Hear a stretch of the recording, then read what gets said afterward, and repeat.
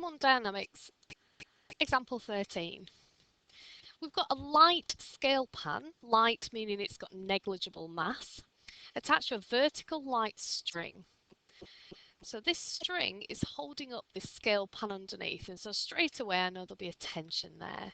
We've got two masses, A and B. Mass A is 400 grams and mass B is 600 grams. So we know that acting downwards, there'll be a weight of 0.4 g. Remember that weights we're doing in kilograms, and B will have a weight downwards of 0.6.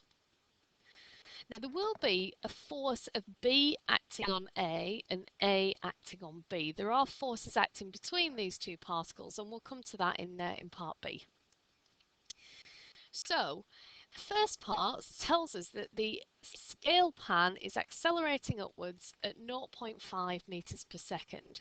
So to find the tension in the string, if we consider the system as a whole rather than any individual particles, and if we do F equals ma upwards, we know that we'll have the tension pulling upwards, the two weights weighing us down, and we know that will equal the mass. Well, the total mass here is 1 kilogram multiplied by the acceleration. So tension minus, this will add up to 1g equals 0.5. And so bringing the g over, the tension, if you work it out on your calculator, I think works out to be 10.3 newtons. So that's part A. Now part B, we're going to start looking at the forces that are acting between these two particles. Now the reason that A is moving upwards is because B is pushing it up. So B is exerting a force onto A. In return, A is pressing down on B and adding additional weight downwards. Now, because these two are not moving in relation to each other, they're not jumping up and down, we know the force of B acting on A will be the same as the force of A acting on B. So we know that from Newton's third law, that they are equal and opposite. So we're asked to find the force exerted on mass B by mass A. So A will be pressing down with a force onto B. Now actually it works out a little bit easier to consider it the other way around. If you consider just particle A, we know because it's on the top, we know that it's only pressing down with its weight. And we know that the reason that it's being pushed up is because it's got this normal reaction between itself and object B.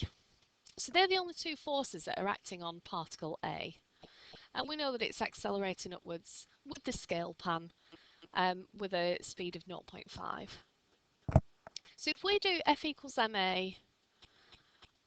upwards just for this particle, we get that R upwards minus 0.4 g down equals mass 0.4 times acceleration. Working that out, doing a bit of rearranging with the algebra, you get that R is 4.12.